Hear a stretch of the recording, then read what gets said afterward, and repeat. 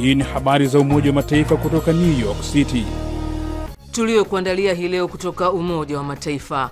Haki ya wanawake na wasichana kumiliki ardhi ikiwa ni sehemu ya masuala yanayojadiliwa kwenye mkutano wa 70 wa kamisheni ya hali ya wanawake duniani CSW70 hapa New York, Marekani.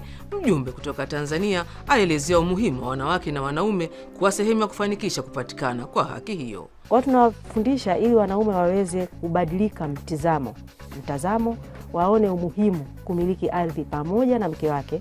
Lakini kingine pia kubadilisha mtazamo hata kwa wanawake. Inawezekana mwanamke akamiliki ardhi. Na hilo ndilo tunaangazia leo katika mada kwa kina hii maalumu. Karibu. Naam, ni Alhamisi tarehe 12 ya mwezi Machi mwaka 2026. Mwenyeji wako ni mimi Asumta Masoi kutoka hapa New York, Marekani. Kabla ya kukuletea mada kwa kina maalumu, kwanza ni muktasari wa habari kuwasilishwa na Arnold Kayanda. Karibu Arnold. Asante Asumta. Idadi ya watu waliokimbia makazi yao nchini Iran imeongezeka kwa kasi na kufikia takriban watu milioni 3.2 kutokana na mashambulizi makali yanayozidi kushika kasi nchini humo kutoka jeshi la Marekani na Israel, huku nayo Iran ikijibu mashambulizi. Shirika la Umoja wa Mataifa la kuhudumia wakimbizi UNHCR kupitia taarifa yake iliyotolewa leo jijini Geneva, Uswisi, imebainisha kuwa kaya kati ya 600,000 na milioni 1 zimepoteza makazi yao, huku wengi wakikimbia miji mikubwa kama Tehran kuelekea maeneo ya vijijini na mikoa ya kaskazini kutafuta usalama. Hali hii imeleta hofu kubwa ya kuongezeka kwa mahitaji ya kibinadamu kadri uhasama unavyozidi kusambaa katika maeneo mbalimbali, imesema taarifa hiyo. Mkurugenzi mkuu wa shirika la Umoja wa Mataifa la afya duniani WHO, Dr. Tedros Adhanom Ghebreyesus, ameelezea kuhusu matumizi makubwa ya fedha kwenye silaha za kivita wakati huu ambapo dunia ina uhitaji mkubwa wa msaada wa chakula na maeneo kadhaa kuwa na hali mbaya ya chakula, huku mgao wa chakula ukitolewa mara moja tu au mbili badala ya mara tatu sababu ya ufinyu wa ufadhili. Dr. Tedros amesema matumizi ya kijeshi duniani yamefikia dola trilioni 2.7 katika mwaka mmoja, na kulingana na makadirio ya Umoja wa Mataifa, kukomesha njaa duniani ifikapo mwaka 2030 kutahitaji dola bilioni 93 kila mwaka. Hiyo ina maana kwamba tunatumia karibu mara 30 zaidi kila mwaka kuuana kuliko kuhakikisha kila mtu anakula, amesema Tedros. Na leo ni siku ya kimataifa ya mlo shuleni. Mamilioni ya watoto duniani kote huenda shuleni kila siku bila kutia chochote tumboni. Kwa mujibu wa shirika la Umoja wa Mataifa la mpango wa chakula duniani WFP, zaidi ya watoto milioni 100 katika nchi zenye kipato cha chini na cha kati hukabiliwa na njaa kila siku. Hali hii huathiri uwezo wao wa kuzingatia masomo, kujifunza na kufaulu darasani. Ili kukabiliana na changamoto hiyo, WFP inaunga mkono serikali mbalimbali kuhakikisha watoto wote wenye umri wa kwenda shule wanapata milo shuleni ili wawe na afya njema na wawe tayari kujifunza. Programu za milo ya shule zimeonekana kuwa uwekezaji wenye faida kubwa kwa maendeleo ya binadamu, ambapo dola moja ya Marekani inayowekezwa inaweza kuleta faida hadi dola 35 katika jamii na uchumi. Mwisho wa muktasari wa habari. Kwako Asumta. Asante sana Arnold kwa kutuletea muktasari wa habari. Hapo baadaye ni mada kwa kina maalumu ikimulika haki ya ardhi nchini Tanzania. Salia papo hapo tafadhali. Kutoka New York, sauti ya from the United Nations.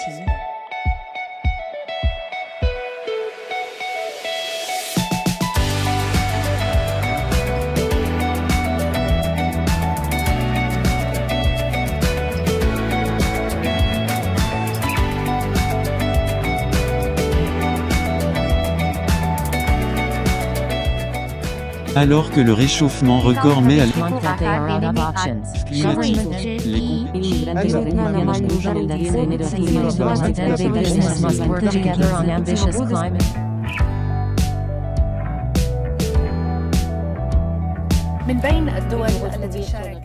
Ni habari za Umoja wa Mataifa kutoka hapa Marekani kupitia chaneli yetu ya YouTube Habari za UN na pia televisheni wa shirika. Na unaweza kutembelea wavuti wetu news.un.org/sw kwa taarifa na makala. Mimi ni Asumta Masoi, tunasonga mbele na sasa ni wasaa wa mada kwa kina.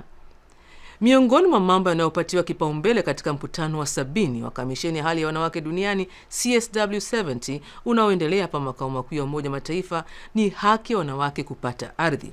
Washiriki wanaeleza kile walichofanikiwa na mipango yao ya baadaye. Tanzania ilikuwa na tukio la kando kuelezea jinsi mabadiliko ya sera yanavyotoa fursa kwa wanawake kuweza kupata hati ya kumiliki ardhi ambayo ni ufunguo wa kujikwamua kiuchumi, hasa katika kuitumia kama dhamana kwenye mikopo na kadha wa kadha.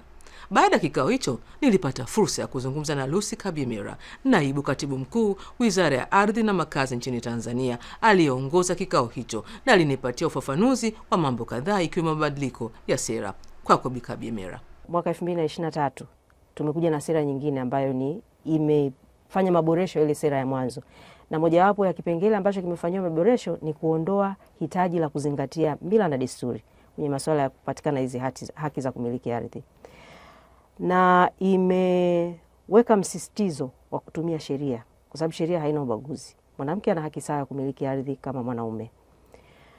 Na sasa tukiacha hilo, sasa hivi tuna sera nzuri tunasema, lakini unaweza kuwa na sera nzuri lakini kama haieleweki wananchi ni kazi bure.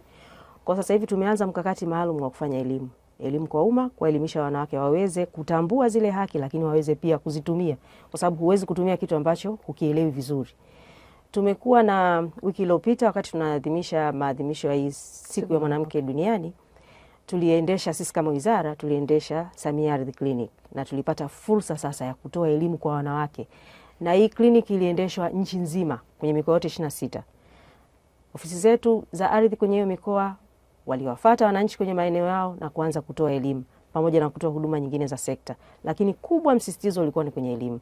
Na elimu kwa sababu ilikuwa inalenga, Samia Ardhi Clinic ililenga wanawake, basi msisitizo mkubwa ulikuwa ni kwenye kufundisha kuhusu sera lakini na sheria ambazo zinamlinda mwanamke kwenye kupata haki yake ya kumiliki ardhi. Na katika kliniki hiyo ya ardhi, ni mambo yapi ambayo wanawake walikuwa na kiu ya kuyafahamu zaidi?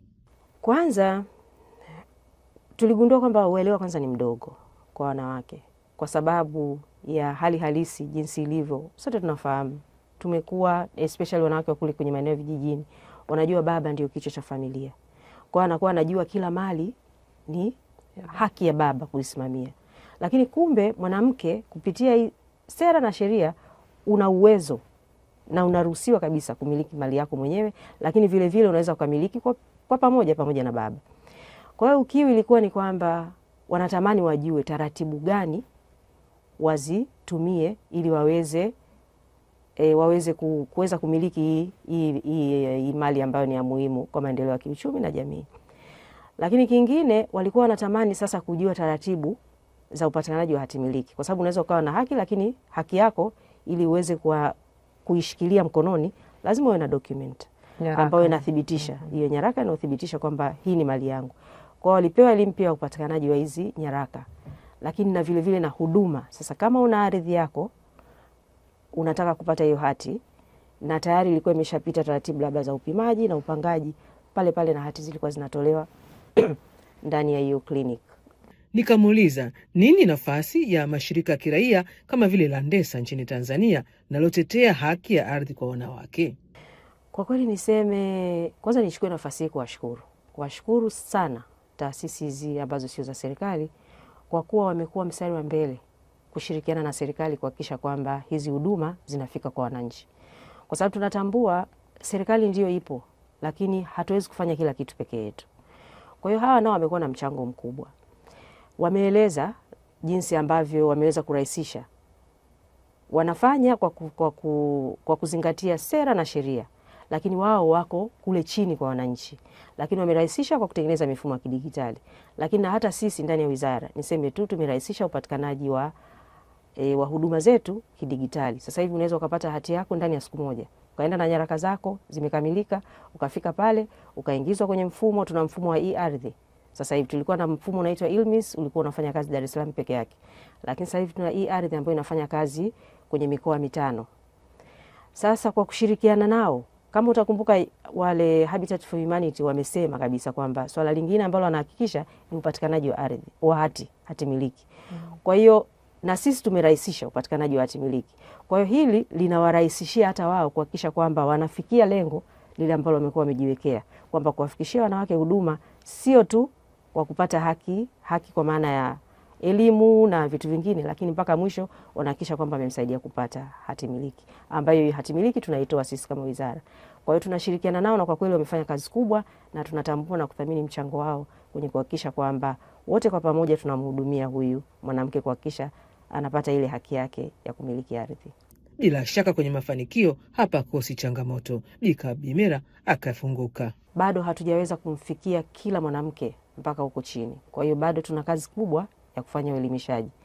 Lakini hatuwezi kufanikiwa kumwelimisha mwanamke peke yake bila kumwelimisha pia mwanaume akaona kuna umuhimu wa kusupport, kusaidia kuunga mkono hizi jitihada za kuwezesha wanawake. Na tunawaelimisha kwa kuwaonyesha umuhimu, kwa sababu kuna mifano hai imetokea. Lakini mara nyingi tunaona matatizo yanatokea yanapotangulia baba. Huyu mama ambaye ameachwa na watoto, kuna wakati ndugu wanakuja wanasema wewe huna haki. Sisi mila za kwetu haziruhusu mwanamke kumiliki ardhi ya mume wake.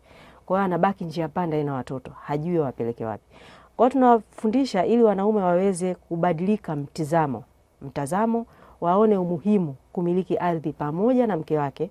Lakini kingine pia kubadilisha mtazamo hata kwa wanawake. Kwa sababu kuna wanawake bado anaamini yeye baba ndio kichwa.